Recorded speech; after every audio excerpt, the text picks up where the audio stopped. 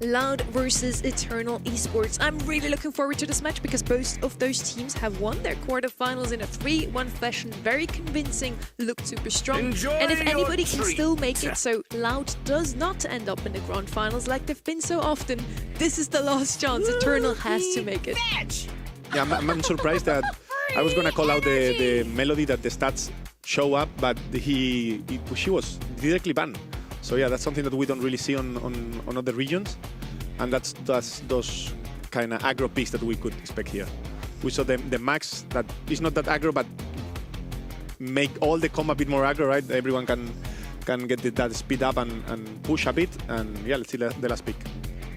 Really interesting to see this draft kind of fly through. It really feels like Loud kind of knew what they wanted. I think Gus and Byron is a strong hybrid of support, but also long-range sharp shooting. It's something that I think both of them may struggle a little bit into something like Piper, and there, once again, we're seeing the stew. On a map like Shooting Star, that's a little peculiar, but at this point in the region, I guess I just have to expect it. I see a Byron and the Gus, two support brawlers, and then I expect something like a Kaze, something aggressive. Stu comes out, so definitely this is going to be our special of the Leighton region at the moment. Yeah, I think Stu itself is not the best brawler in this map, but I think it's a really good pick against Max especially, but they can also push that that Piper easily, and also you have probably he's gonna play the speed gadget, so he can also tank the pulse.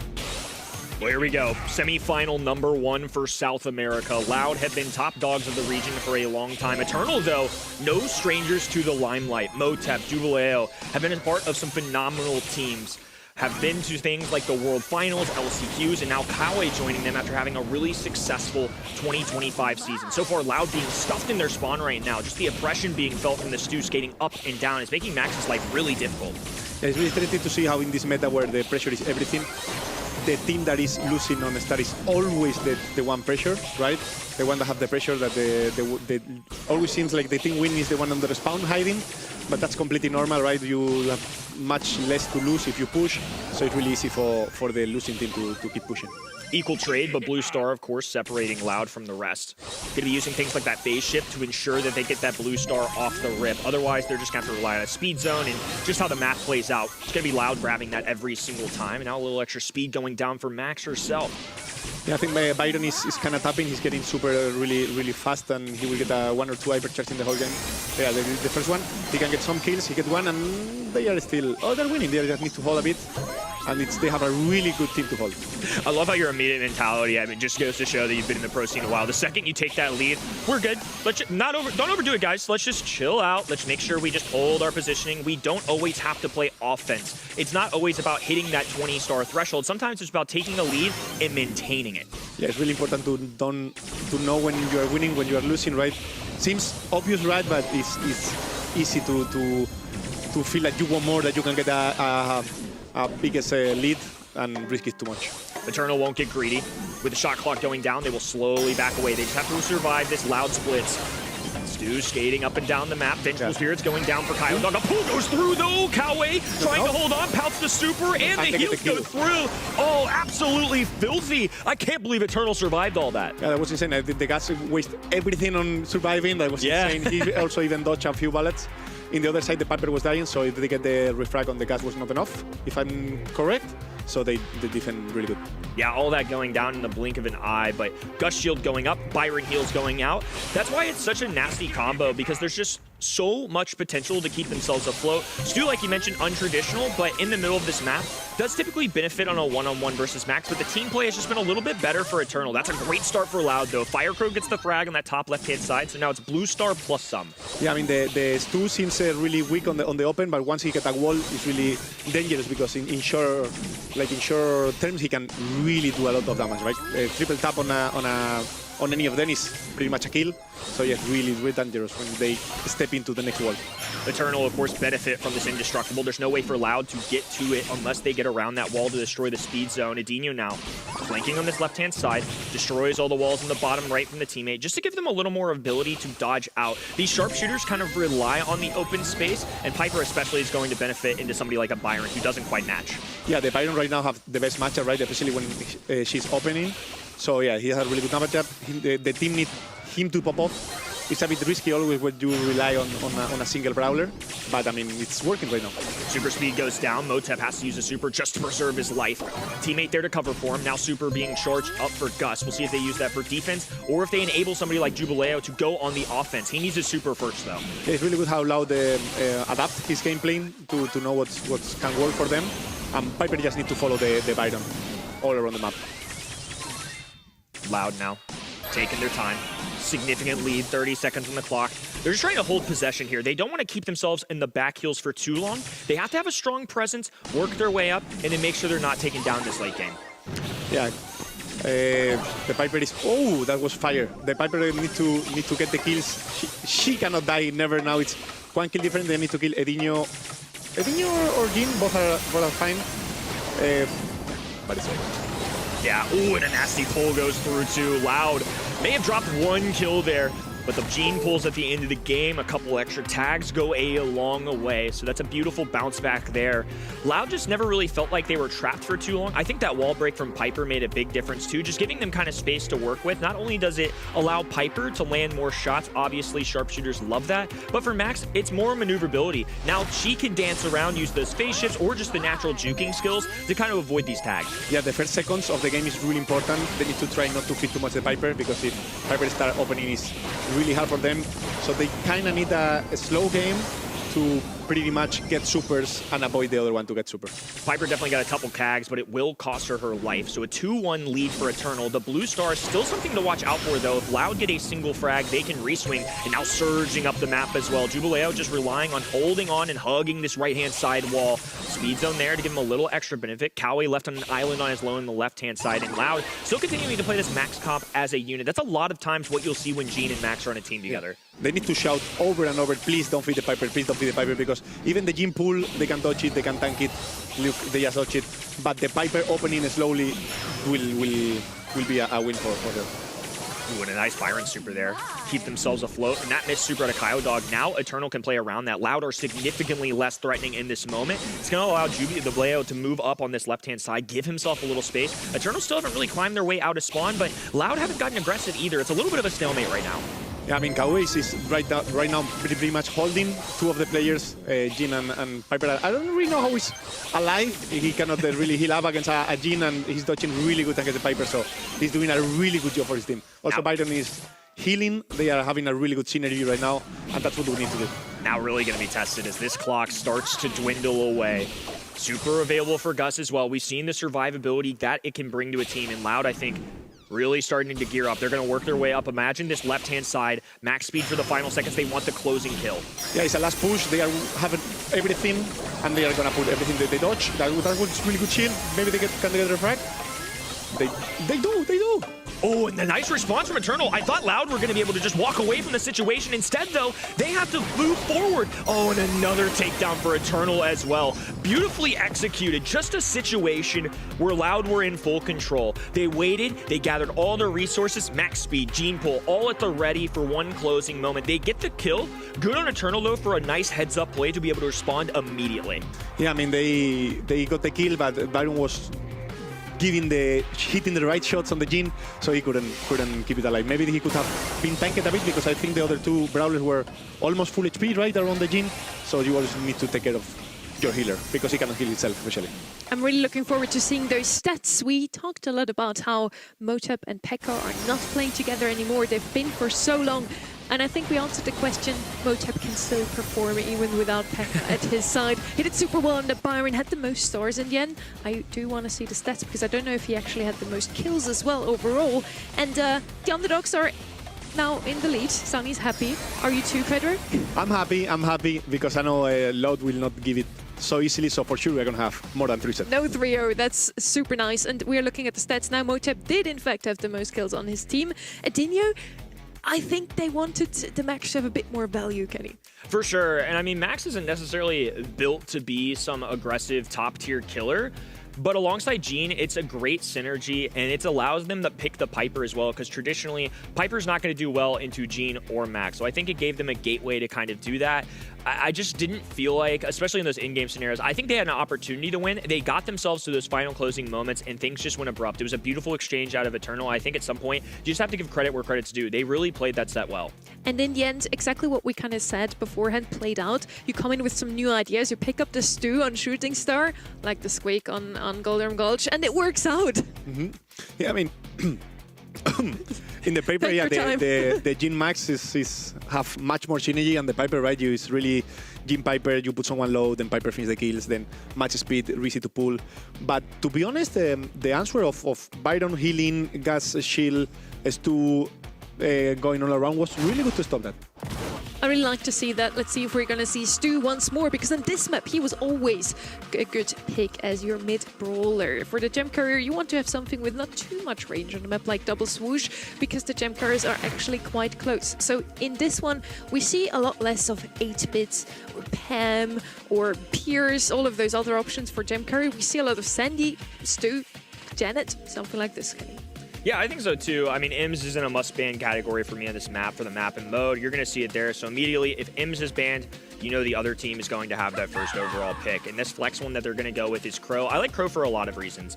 I think he can play mid if you really need to, but more importantly for me, he grants you vision. A lot of the times he's going to be playing that wide open right-hand lane just so you are guaranteed access to seeing who's over there at all times, because that poison damage doesn't require you to use something like a vision gear that a lot of brawlers have to use on this map. Yeah, also in this meta now, you want always to have a mid that can protect itself, right? Like a Janet that can fly, Sandy that can stun, Crow that can jump away. Yeah, the vision is really important. But I really expect to have a Mortis somewhere in the... Sandy, yeah, Sandy as mid. Actually, Sandy right now can play anywhere, right? You can hold. The vision is really important. This map is all about the vision. You can also kind it with counter it with Amber. Then everyone have the same vision, so yeah. That is very true. Ember potentially not into a Crow. I feel like Crow has the better matchup there. Shelly's going to come out. You want to have that close range. I was also expecting Mortis, one of Loud's most favorite brawlers, and he's actually left open. One of the only 3 brawlers from that Buffy region that is left open. We're now looking at the next pick from Eternal and into a Shelly, into a Sandy. They both are very close range. You can open up the map, at least open up the bushes with that Ember. I think that's now a very good idea. I think you need an anti-tank for sure somewhere. Even you have the Crow that helps, right? You need like a Chester or a Spike is banned. So they go first for the first pick, for the mid pick. So Crow is going to be lane. That's kind of interesting. So now they need somewhere an anti-tank for sure. Or a tank itself.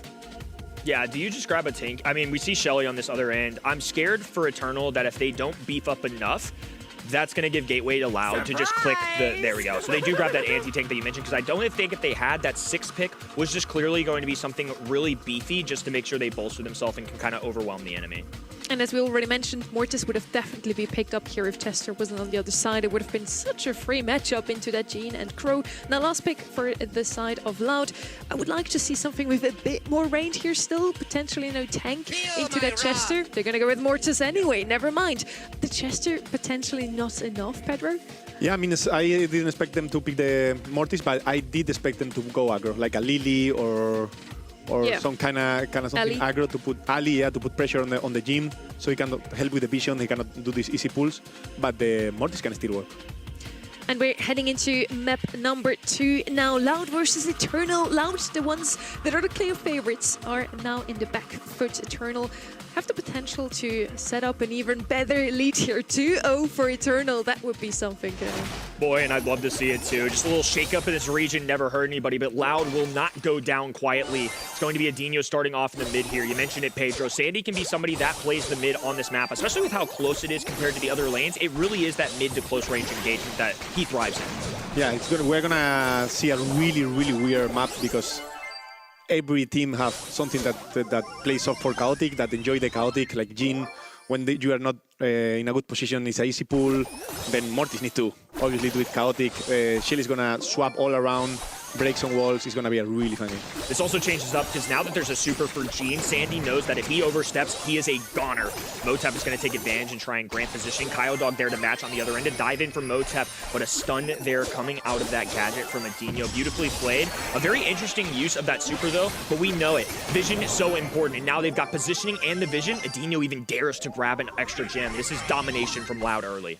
Yeah, you're right that Sandy needs to be careful of when he are grabbing gem, but they are doing it really good because they are are pushing at the same time, pushing together.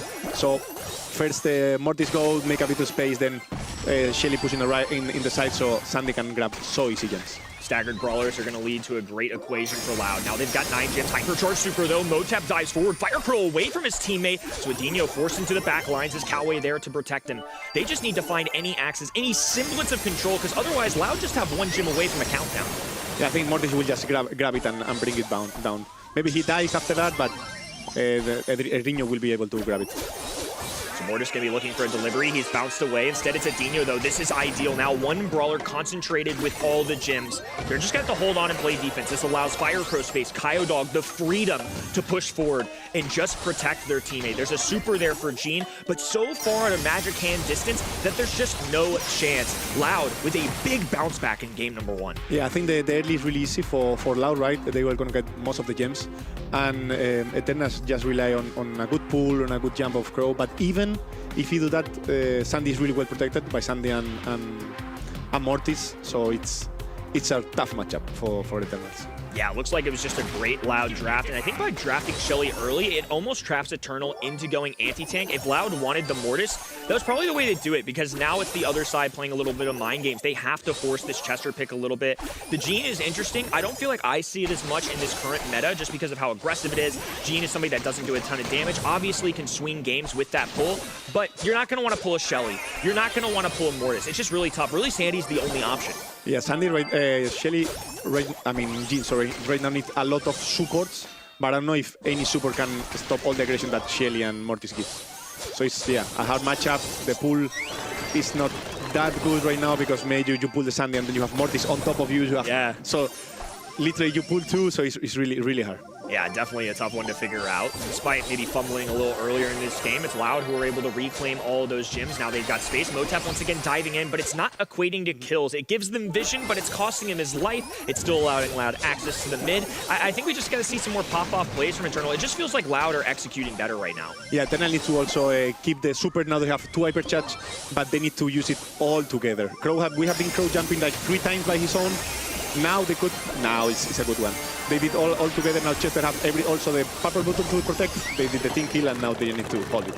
Great call out from Coach. They extinguish all of the purple buttons, and it allows them to grab every single gem on this map. It's just Adinho doing his best, dropping a little bit of coverage for Kyodog, but just not a fast enough brawler to cover that distance. A great response out of Eternal, especially in a back and forth where it really felt like Loud were just prevalent, always pushing forward. They've had these well-timed pushes to move up the map and grab these kills. Finally, though, we see that beautiful combination of Gene landing 2 nasty pulls, and then Crow's there for cleanup duty. Yeah, the combination is really important. The synergy is key here because they don't have too many chances. So if they wasted like magic pull alone or Crow jumping, can be devastated.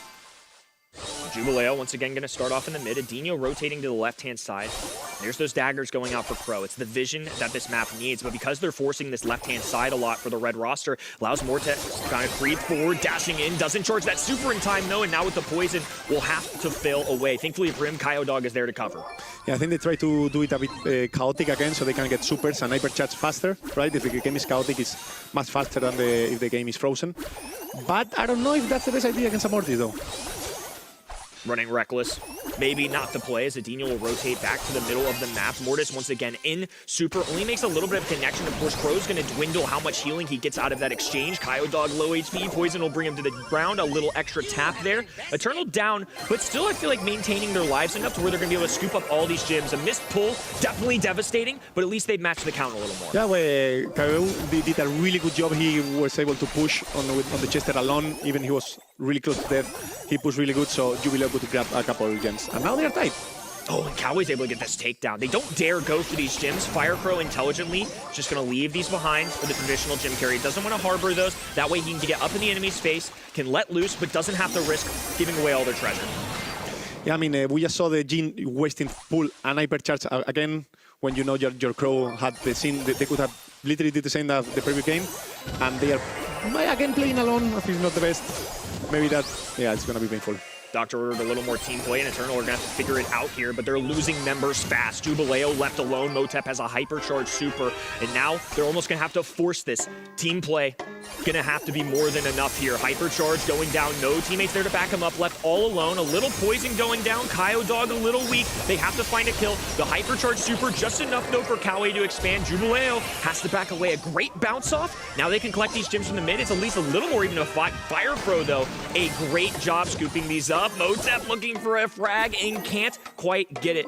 Firecrow with 50 HP holding on. Jubileo has to find a way, and he does. Now they can tie, and they have time enough to tie. They have the pull, which is also a game changer. Could be a game changer. The problem that Crow is really far away from jump, if I'm correct, because his jump was not the best. So maybe they can do it.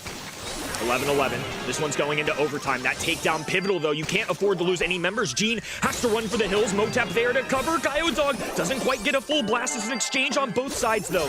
12 gems. Adino's pocket. A takedown for Mortis. Beautiful out of Firecrow. And now walking home with 24 gems in their pockets. Unless Jubileo lands some kind of masterclass pull and gets 2 kills for 1 super, it's not going to happen. It was a really good push there from Shelly at the end. Made a lot of space, so he could get the team kill. Was really important. Really good in-game plays there. I mean, you saw just how much time they had to buy for themselves, but despite that, Loud remained calm. I think one observation, especially after your comments throughout that game, it really feel like, and I don't know, I'm not in that room, but it almost feels like comms were maybe misaligned a little bit when they engaged. A lot of times it was either Crow going in or Gene making a pull. It wasn't a lot of, let's use all of our hypercharges and do something like we see right here. This is what happens when they make a good heads-up play. Otherwise, though, kind of felt like a lot of recklessness, and I think recklessness can be good to charge those supers, but if you're gonna do all that work to charge those supers, make them count, steal some gems, get some kills. It was a super interesting matchup overall because, as we already mentioned in the draft, Eternal had that double gem carrier comp on their side. Both the Crow and the Gene had gems at some point, and that's just not really what you want to have. You want to have one of those brawlers to be able to go in aggressively. Looking at the stats, they're actually almost mirrored. Countdown popping up there a little bit more, but overall, it was really just team play. It was communication, and Eternal, they made it super close. They almost had a 2-0 up against Loud. Yeah, I mean, they proved that they could win it. Winning a game, I would say that make it possible to win the set, right? But I think it was a problem of synergy, a problem of not committing at the same time and wasting abilities alone. And looking just at the draft itself, it kind of played out as we expected. We had the Chester on the right-hand side to counter that Mortis. Was that enough though, Pedro? No, I mean, because the Morty played really good. He was pretty much running away, just coming in and out, getting the supers. Also, Shelly, he played basically like a Mortis, like rushing on their, dashing on their face, being able to put a lot of pressure by his own. So yeah, was super chaotic, and in this so chaotic, weak brawlers like even Crow or Gene that enjoy chaotic. When you have so many aggro and you don't have so much HP, you can suffer a lot. And as you already predicted, we are definitely gonna see a set 4 now. This is not gonna be a close, not gonna be a clear winner here in the end. Eternal already took that set 1, and we then said, well, we're probably gonna see a 1-1 in the next one, and exactly that happened. It was close though. So now we're heading over to Pinhole Pond, a Brawl Ball map, Kenny. Loud or Eternal? Who's gonna take this one now? I'm just going to default to Loud. This feels like a game mode that's right up their avenue, and it's also who I selected. One thing I think, though, about this region in general, while I do feel like Loud and SKC are still going to be the top dogs, at least based on what we're seeing through qualifiers and things like that, I think it's going to be a rockier road. I still feel like they're ahead. I don't know if it'll stay like that the entire year, but Eternal are showing that there are teams out here that can put up a fight. Heck, they might even win. We're only in set 3. But I do think this is hopeful for an SA region that haven't necessarily been given a lot of depth or credit to that depth from other regions around the world, and reasonably so. Unfortunately, SA and NA just haven't had the world's results in recent history to get the same respect of an EA or an EMEA. A super exciting prospect that now finally this tier 2 scene can close the gap between themselves and Loud and SK Kalalas. Kind of similar to what we've seen in East Asia actually last weekend, where we also always talk about those big 4 teams. And now it seems like all of a sudden the lower tiers are coming up to actually compete with the big guns. Eternal, definitely one of those teams that you have to keep an eye out for the next few months as well. Maybe even today. They still have every chance to make it into the grand finals. We're heading into Pinhole Pond. We have Mortis banned out this time around, Pedro. Loud, it is their most picked brawler, so I think you just have to ban him. Yeah, I mean, I love to see, to watch SA in Brawl Ball. I think they have a different playstyle, much more aggressive. Not necessarily the picks, don't necessarily need to go this Mortis or Mina that they do, right? But also they also always try these risky goals, these fancy goals that in EMEA we are more traditional. We try not to waste so much supers on shots or whatever when you think you don't have so many chances to score, and it's always fun to watch it. We try to play passive, we corner the ball. That's just what we do in EMEA. But if you're winning, you're winning, and that's ultimately all that matters. Mina, that first overall pick. Otis goes through, which makes me think, especially considering the band stage escape, I wonder if Frank comes in here at a 2-3 turn just to secure it a little bit early. Kenji's somebody that you're pointing at me that might come up as well, so I'll trust you on that, Coach. Let's see what happens here. I think Kenji is a strong pick against Mina, put a lot of pressure. In these maps, you always need something to make a space, right? Space is everything in Brawl Ball, especially in this map. So, yeah, I mean, I expect the Kenji. It's all about mid control and then like pinhole punt. Frank is coming in here. I definitely expected him to come. Spike and Ends are banned out here. Mortis as well. So the next best buffy brawler, definitely Frank. You would love to pair him with a Poco. That's not going to be possible now, and Shelly comes in as the last pick. A brawler that I've already mentioned. You have to play her on a map like this one. Mid control is everything. And into a Frank, you only really have Shelly to be able to deal enough damage to get rid of him. Yeah, now you need a lot of damage to control the mid. B is banned, that could be a really good pick. Meg could be seen, maybe you miss a bit of damage, but you need something because Poco and Mina shield is gonna grant that mid for sure. Meet Rob. Whoa. Big pull out of you. That was nice. I mean, that's gotta be. You know, you've got a superpower, young man. That's a crazy pull out of you. You couldn't see it, Meg. but when I say Meg, they both look at me like super strange. It's just unusual. But the fact that you not only like named the 6-pick brawler there, you also named like an unusual brawler that doesn't traditionally show on the map. Round of applause for me. Where on your list does she actually show up? He was there. Okay. She was there. He has the stats, he has the brains. Pedro is drafting for Loud secretly, and we just figured it out live on stream. We're now heading into our next map. I'm super excited if Eternal can continue as strong as they've been. They might not have won the last set, but they made it super close. Excellent work, partner. We'll be kicking off here with Frank dueling with Mina on this left-hand side. In the middle of the map, Motep and Kawe playing along each other, and Kyodog gunning down the middle of the map. Adinho holding on to the super. Patient gameplay out aloud. You see this a lot of time in Brawl Ball. They're not just going to be hyper-aggressive. They're going to make sure they can ensure that they get a goal. And especially now that they've lost Frank, they're probably going to back down for a second. Yeah, I think in these comms you have brawlers that fight for the mid a lot, so it's really important to see the first seconds, especially because we need to know what are the spawns, right? If the spawns are not the best, if Piper and Frank is in the opposite side, for example, Frank can push a lot on the side, and by the way, that was insane. Yeah. Yeah, Coach's Meg pick really paid dividends here early. Several hypercharged swings of the bat Kyodog equates to a lot of kills. Dubaleo now on the right-hand side, just trying to branch out, but it's Loud being very oppressive here in this early game. Eternal clustering up together, relying on those heroes. Now Kawe expands, super shot to back them down as Kyodog has not been removed from the monster truck yet. That's something they have to see. They need Meg to be brought down to a P-shooter. Yeah, they need to put a lot because they have a lot of HP between Kyodog and Edinho, and if they don't focus the same guy, they're not gonna have damage enough to put them down. Oh, and a nice pass there, and of course with the little bitty pistol, just can't do enough damage, doesn't have a super to equate to something like we saw earlier from that hypercharge, so all of a sudden, Eternal have equalized. They get the swing, but no contact. Kyodog doesn't even get a single out of the interaction. It's just going to be backed off, and now this hypercharge super. Shields going down, Kawe able to remove himself in the middle of the map. Dubaleo dancing, Loud dribbling. Each side just trying to find an advantage, but no numbers have been lost yet.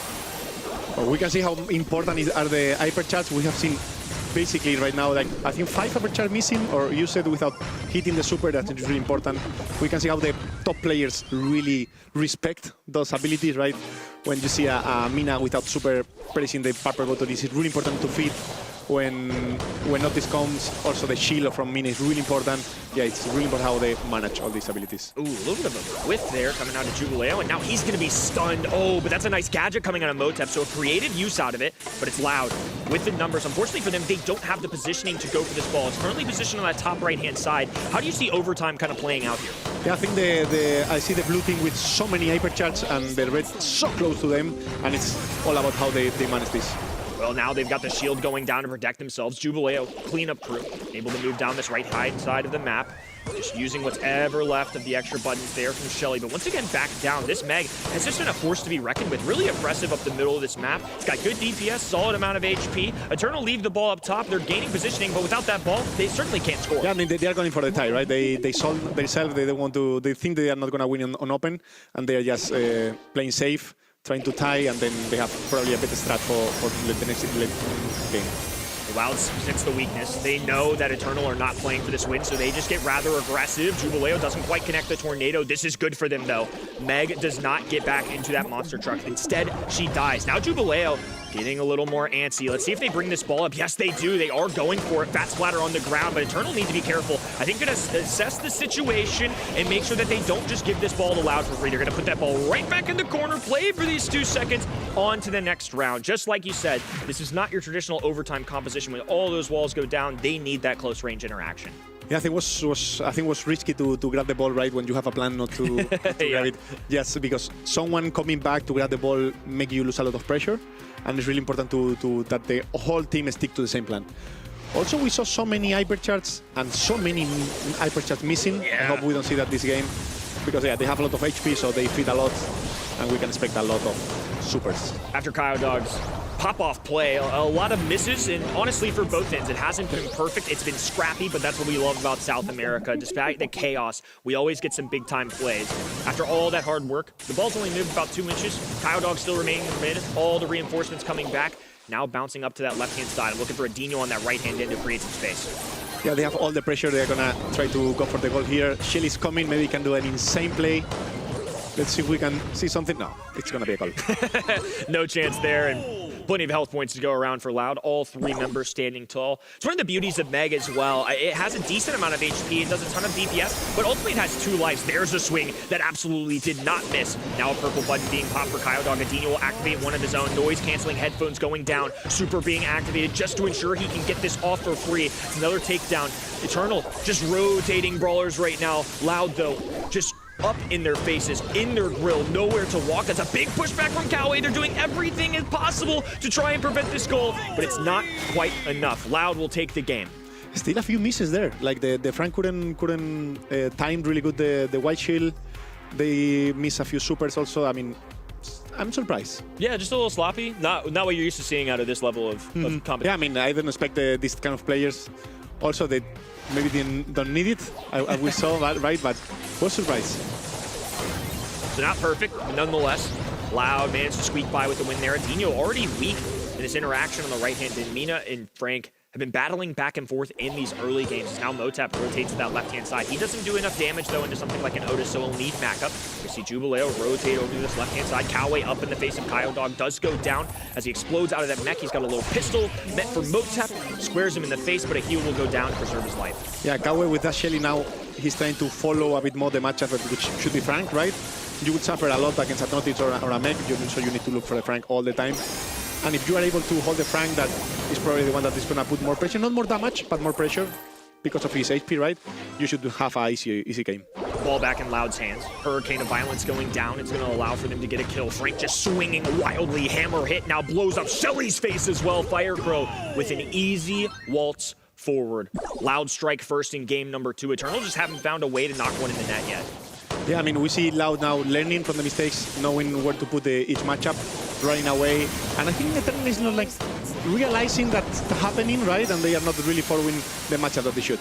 Well, despite Loud with an explosive start right there, they're not able to squeeze one into the goal. It's Eternal dribbling right-hand side. Dog low HP will fall back to the shallow side and allow Adino to expand for him, flashing that super button. Adino not baited quite yet, though. Super in hand, ball in hand as well, and Jubileo receives a ton of heals. A perfectly timed windmill gadget drags in both these enemies. That's dangerous, though. Poco can't get follow-up shots. He's not a damage dealer. No, I mean, that was a good synergy to keep the Mina alive, making a lot of time and a lot of damage, but was not enough. Now Motep gonna have to rely on this super too. Yeah, maybe an opportunity there, right? Yeah, we saw. I think I'm not wrong. I saw Otis missing hyper super again. I mean, I don't know what's happening to these guys today. Not traditional Loud gameplay. It's sloppy, it's unorthodox, and now with a super pass over, Jubileo can dump this ball. Oh, that would have been nasty. One regular shot away from getting to the other side. That would have been filthy. Now 20 seconds on the clock. This is looking scary for Eternal. Now it's open. Now Meg has an insane matchup, right? They need to push. There is no bushes, no walls. They just need to hold. They need to freeze. They need to don't die. They don't have the ball. They don't get the call. You get the game. Loud using all of their hypercharges just to play defense. Kyodog pulls an SK Classic, and after all the misplays, he's going to make Coach Pedro just a little prouder. It's going to be Loud taking a 2-1 lead. Much better stuff towards the end of that game. Yeah, I mean, they prove that they understand the game during the games go. They understand the playstyle. They understand what they need to do, where they need to put the Frank, where they need to put the Meg. They did it, and I feel like Eternal were not ready to react.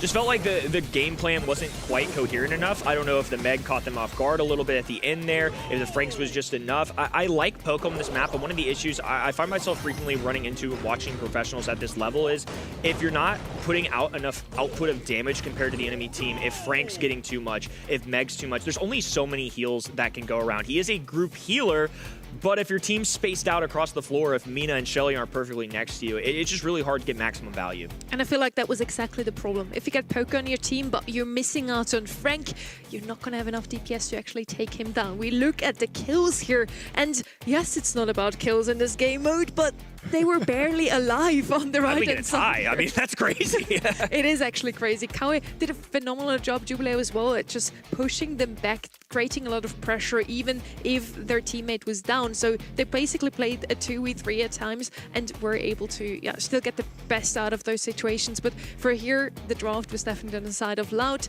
And despite them missing a couple of hypercharges, they came out on top.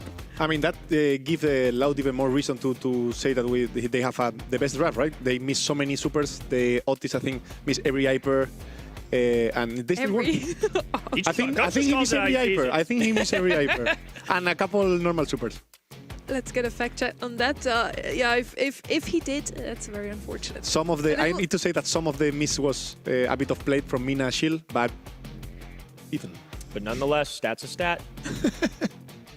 We do see that both of those teams are playing together in the same spot, and Kawe and Motep are actually living together since a whole year already, which is super interesting. Last year they weren't on the same roster. Now they are. They can finally also talk about their matches after they've happened in the kitchen. Hey bro, we could have done that better, or hey, we are the champions. They still have the chance to make it to the grand finals and become champions, Kenny. At least the mood's the same. I mean, imagine like one of your bros just popped off, had the tournament of his life, and the other guy is like the one that he beat. I mean, like, I don't know how that synergy goes down, but this year we're riding or dying together. Either we're having a terrible day or we're having an awesome day. Gotta love it. And I hope they still have an awesome day, even if this does not work out in their favor. They still made it into the semis. Many people didn't believe they could even beat Olympus Squad. And did they take a set of Loud, the most dominant team in the region last year? We're now heading into Bell's Rock, potentially a last map if Loud takes this one. And Bell's Rock screams Reiko. He's so good down the mid lane. Really excited to see him played on this map. They banned out Brock and Gray as well, so they're making sure on the other side we have nothing to open up the map.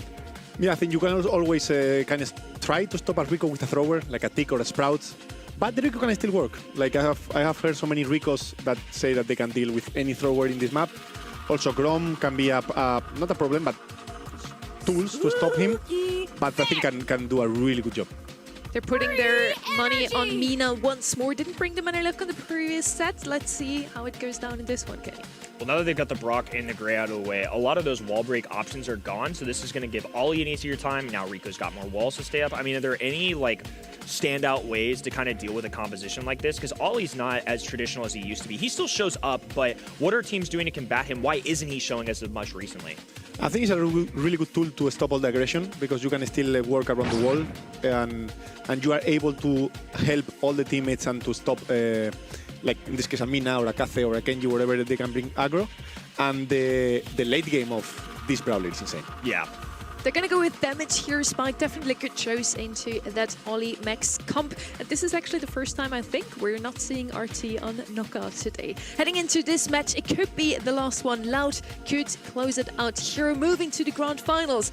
But Eternal has something to say still. They showed us some great plays, and if they have draft here, they can definitely win. But Pedro, how is their draft? I think they are both teams are gonna. I mean, the blue team kind of need to hold until late game, try to get the supers, especially with Max. Probably at some point you will be able to give hyper to your allies, so we'll get super. And the late game, I would say, it's for them. In the other side, the red team have a bit more range, have a bit more aggression, so they need to push and hopefully get a kill before the toxic come out. Yeah, the longer this drags out, the closer Firecrow gets to a super, and Hypnosis is a huge factor, especially when everybody has one life. If Firecrow gets one Hypnotize off on you, it's free shots. These pros aren't going to miss as easily as they did in something like Brawl Ball. Yeah, I couldn't see if he used a gadget already, but it's really important for the red team to know what gadget Firecrow is using, right? If he's using Jump or he's using Control, it's completely different playstyle that you need to approach, and yeah, that's really important. Motep being backed away, super going down, Kawe a goner for this world. Now Jubileo marching up the map, knows that they even want a chance at this. They have to get aggressive now. At a bare minimum, he's going to get his super out of the exchange because Motep also going to fall. These Rico shots are filthy, especially with all these walls remaining up. It's just a Rico playground. Yeah, it was very interesting in the draft because the Spike was the last pick, if I'm not wrong. So they have Mina and Gas, and they need to find something to stop both the Ollie and the Rico. And I think they forgot a bit about the Rico, and the Rico's having the game of his life. Yeah, now Tank Trade is going to allow Ollie to charge back up too, so they've given him a hypercharge just off of landing shots. What a ironic punishment. You're landing your shots and you're feeding the enemy team a super. Kyodog, though, in trouble. Now a gadget going down for Jubileo. Beautifully played off of that. They use everything, though. Oh, and even the Hypnotize, not enough. Eternal get away with one there. Yeah, it was surprising. The synergy, they got both the Spike and the Mina from far away. Pinch Rico really good.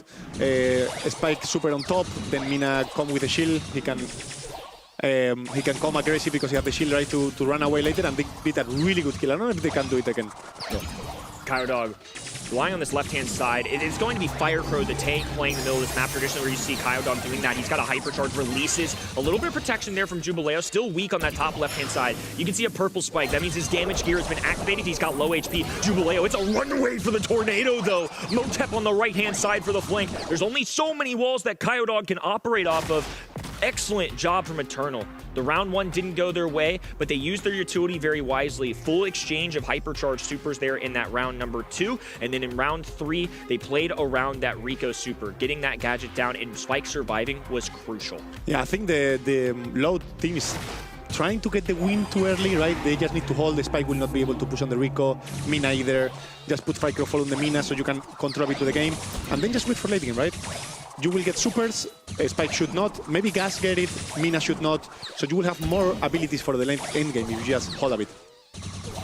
So Loud might require a little more patience if they want to come away with this one. They do have an Ollie, but right now they are feeling a full force of red moving its way up the middle of the map. Adinho does have speed, so they can use this if they need to get themselves out of a pinch. A lot of the times, this is to shift the momentum, just to move them up the map, overwhelm the enemy a bit, and it is going to grab them that positioning they desperately needed. Yeah, they're going to spot now. They need to hold here, heal a bit. If you don't die, nice. Kayo doesn't die, they need to reset. Get the HP back, then probably Matt will get the speed for late game, and they just push together. Now they have several of these spooky ghosts up the middle of the map too, so Loud's not going to be able to easily march up the middle. It's going to be a gadget on that left-hand side. Buys Jubileo a little bit of time. Oh, look at the tornado go down. It's devastating. Firecrow can't even use the hypnosis that he required. Kyodog doesn't land shots. Motep connects. Adinho left all alone. This is another round for Eternal. Yeah, to be honest, I can see the Motep having a lot of value, right? He range all of them. Even though Spike and Mina are not hitting too many shots, just putting them all together on the mid, and Gas is just tapping. Spike charging up a super as well. Life plant down just to provide a meat shield. A little extra health points in the category for red roster. Motep, long range, trying to land some shots on Adinho. It's been in this constant battle over the years of Brawl Stars. Long range sharpshooters into somebody like Max. If you're shifty enough, Max can get away with it. Yeah, I mean, I think they are using the speed too early, right? They just need to hold for the opportunity. In this case, when they push, just speed, so they get a bit scared and they just come back. And yeah, I think they are playing a bit too risky when they just need to hold. Firecrow certainly pressing the issue on this top right-hand side. Left all alone. Kyodog weak, can't be there for reinforcements, and Adinho does have a hypercharged super ready to go. Loud, I think, are going to play around this. Late for these closing scenarios. They immediately delete a life clamp. They need to start connecting with brawlers. Bounce shots everywhere. Kyodog, once again, without a great super, Cowway there to survive a little bit longer. Fire Crow, 11,000 health points on that top right-hand side. Now moving to the left. Dashes, connects. 2v2 situation as Motep and Jubileo play these outside lanes. Fire Crow encroaching. Bounce shot from Motep. A beautiful super will force Adinho away. Hypnosis, not enough. Eternal, take a set. Yeah, again, I think they went too early to use the aggression, right? We could see the Rico hyper, which was a really good momentum, but just wait 5-10 seconds and the storm is closer, they come closer together, and it's much easier to hit some shot. So if I'm not wrong, the sentiment you're giving me is Loud don't have a flawed draft in this situation. You feel like they have a good start, it's just entirely on the strategy. You want to see the Ollie wait to these in-games. You want to see them use a max super, maybe Ollie combination, or at a bare minimum, just start making some tags with this Kyodog super, right? I feel like it was just a lot of wasted opportunities. I just miss a bit of patience there. Okay. I thought it's so funny, Pedro, you said the Rico's kind of forgotten and he has the time of his life. He's having such a fun time. In that moment, he dies because of a Mina ult combined with Spike, and after that, it was just downhill, really. So I don't know if it was a caster's curse. You're on our side now. You have that power now. Exactly. Wield it with responsibility, young man. It is a tough force to be reckoned with. With a lot of power comes a lot of responsibility, Pedro. Yeah, I think that they should just look for matches all the time, just Oli on Mina, Max on Spike, and Max on Jhin, on Gas, and just the Rico running away from the Gas. That was the only one that was putting him low, so they need to retreat. And I don't know. I think they didn't work together knowing the stage of the game. Yeah, I agree with that. The Ollie also didn't have the greatest of showings in this match. They definitely wanted him to have a bit more value. I wonder if it would have been better if they in the end had this RT that we kind of talked about before, that has is a bit more of a flex brawler. Super good at the beginning, but also in the end. Ollie just kind of had to wait things out, and they got pressured back again and again, because in the early game they couldn't really do much with that Ollie. Yeah, it just felt like a lot of good choices, not great execution. I really do feel like if they play around the Ollie a little bit more for those in-game situations, I mean, Hypnosis is essentially free kills. Easier said than done, obviously. I'm not going to take away. Like, obviously, Eternal played that well, are a great team. I felt like there were a lot of misconnections there. I felt like I wasn't seeing enough Rico's shots grab kills. It was just kind of using the shot to put pressure to move the enemies back, but some beautiful bounces. I think they played around the windmill gadget from Mina in a really strong way, and it allowed Rico, that first overall pick, I believe, to be neutralized. And if Rico in a map that should be having a heyday isn't, I think that's the biggest compliment to a team. Eternal really handled it well. We're now heading over to Safe Zone, and I'm going to make a very bold statement here, Pedro. So far, we've said Loud can win if they have the better draft, despite missing a lot of those hypercharges. Now, in the last set, they didn't have draft, or at least not as convincingly, and they lost it in the end. Yeah, of course. I mean, for me, they have the draft, not super crazy, but they have the draft, and they did some small mistakes. And of course, Eternal was really good at punish it, really good at don't making mistakes, because they didn't do too many. And yeah, you could see that at this level, doing some small mistakes, it sets. Safe Zone, it's up now, and Crow immediately first pick. I love to see that. Again, a lot of damage potential. We talked about those water brawlers before. Angelo is banned out, so Eve is the next best option here. Also in this map, but we talked about it a lot on Bridge Too Far. Safe Zone also has this water, and in the past you were able to also break open the right-hand side lane. It was the Colt and Rico map. Now, where you can't break open the right-hand side, is playing something like an Eve definitely comes in handy. Eternal now with their second pick here, still need something for mid. Brock is going to come in here to break open the map a little bit, and he's pretty good to hold down his mid lane. Common culprit on this map for high safe damage too is somebody like a Melody. So especially with Chuck gone, we're kind of running out of those natural all-aggression brawlers. This is certainly one of them that's going to be half playing a lane, but half playing a way to get to the high safe and do damage. Crow has an easy jump. Byron there is basically just going to be able to instigate health points, just trying to feed his two brawlers to make sure that they can keep crossing deep into enemy territory. Yeah, we have two kind of playstyle here. We have basically the blue team that is very basic, sniper on the mid, aggro on the lane, defender on the other lane, right? Basic, classic, 2021. We could see that. Just the way you like it, right? Yeah, that's the way you like it. And we have a lot of aggression on the other side. We have Brock than 8-bit that do insane amount of damage, and you have, even in the defensive lane, which is the right, you have the 8-bit that can come aggro because he can walk over the water, so we can say it's two different. If the red team manages to put a good turret and a good aggression, they can do insane amount of damage in so little time. Loud have been at the top of this region for a long time, now running it back for a third year in a row, but already in month number 1 of our 2026 season, Eternal challenging them, dragged them all the way to a set 5 to even give themselves a chance at a grand final. Motep, somebody that looking to prove himself as a top tier player. Boy, would it be a way to put himself at the top of the region by beating number 1. I think I just saw a Brock jumping into a Cathe face to kill her. That was insane, and he was able to do a lot of damage because of that. I mean, it's really good that you need to kind of do this kind of skill move, risky move to make the difference, and that worked. Early pacing has been rather quick. Both of these teams not shying away from dealing damage. Now Kawe, well established with his turret. Firecrow even dropping a hypercharge down, I think fully counting on maybe cycling that super, which he does. Puts it down, and look at this. A perfect drop. The edge of that circle, if it is crossing onto the high safe, will do damage. You're seeing about 1,500 HP every time it does so. Eve, though, able to establish a turret of her own. Now all the little spawners are going to be pests at Loud's side. Yeah, Loud right now is basically suiciding for damage. We will see later on the stats. That's how they win. Lose dying 20 times each. We saw already a hyper from Eve. Probably 8-bit is going to be close probably to his hyper, and he didn't use it yet. And the damage is even. So Firecrow does have daggers, but not a lot of range, and especially with spawners coming in from Eve, Firecrow just has to back away. It's Loud heavily on the defensive side right now. They have to be careful. If Kawe gets his positioning, especially with the turret down, this could be game over. Yeah, I mean, if they manage to get 1 or 2 kills and put the turret and Brock and 8-bit are alive, it's gonna be a lot of damage. Also, we see the Crow with the hyper. He's gonna get super really soon, and that's also another shield.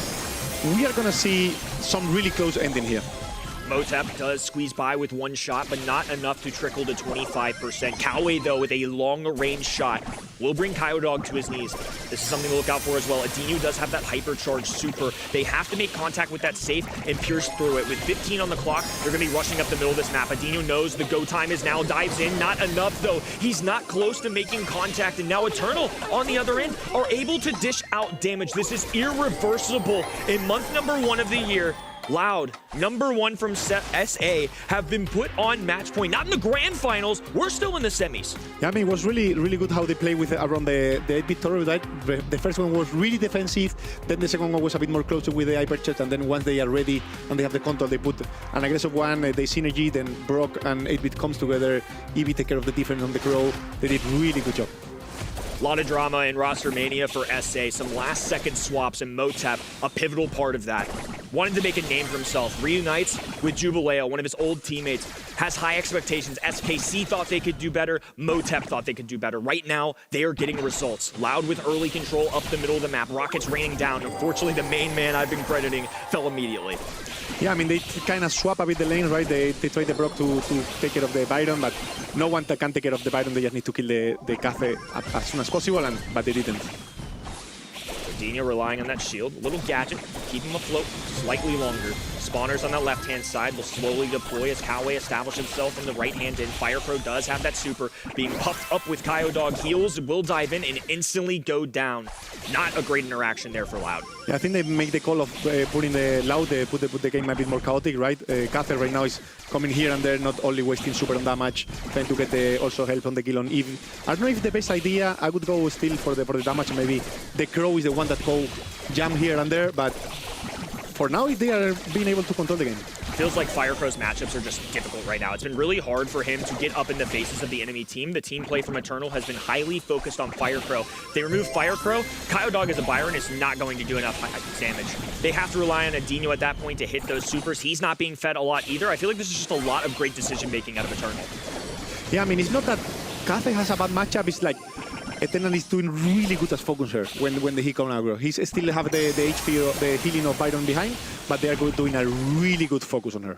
Firecrow just dives up the middle of the map, does fine tags, but not enough for kills. It's still going to be Eternal raining down. Despite all of that, not a lot of a lead. They had control for the entire time, but you can see what this brawler can do. Firecrow expands his space, able to drag this well below 75%. Now they just have to worry about defense a little bit again. Yeah, they are winning. They put the defensive turret on 8-bit right on the back. He's gonna help a lot on the Cathe, but they swap it. They are gonna go still more aggro. They're gonna get more damage, more shields. Now Kawe able to let loose on the high save just a little bit more. They want to get to that magical 50% number. Just trying to pull up a few tags, and now Loud know that their tournament lives are on the line. They have to move up the middle of this map. Kyodog has a super available, has to play defense. Dagger's going down for Crow. Well below 50%. Loud trying to climb their way back, but enough time from Eternal. 41% might be the magic number, and Loud simply can't match. 3 days before qualifiers, Motep goes to a new roster. Says, I feel overshadowed. What does he do? He drops a large storm cloud over Loud's head. Loud leave early, Eternal in the grand finals. Yeah, it's insane what these guys just did, right? They proved everyone. They got dropped at some point of their career. They got dropped, yeah. dropped from 1 or 2 teams, so they proved that they are good enough, that they deserve a spot on the high part of the leaderboard, and yeah, it was crazy. And once again, for us, it's a win-win situation. Eternal wins. We voted for the other team. Our predictions are completely in shambles once more. This is just a theme that we keep following this month. 2026 started off with a bang, and all of a sudden, this is officially more than just a 2-team race. Obviously, SKC have by no means secured themselves a spot in the grand finals, but for Eternal, what a win. Kawe's been around this region for a long time, had a really good 2025, and now joins 2 teammates in Jubileo and Motep. Some familiar players with each other. They've had great results like LCQs and things like that. And for Loud, you could just see the devastation on Firecrow's face. I don't think they expected that, and I think to lose in such a close fashion has to add extra damage to the wound. Yeah, I mean, it's really hard to see players suffering, right, that much. Yeah.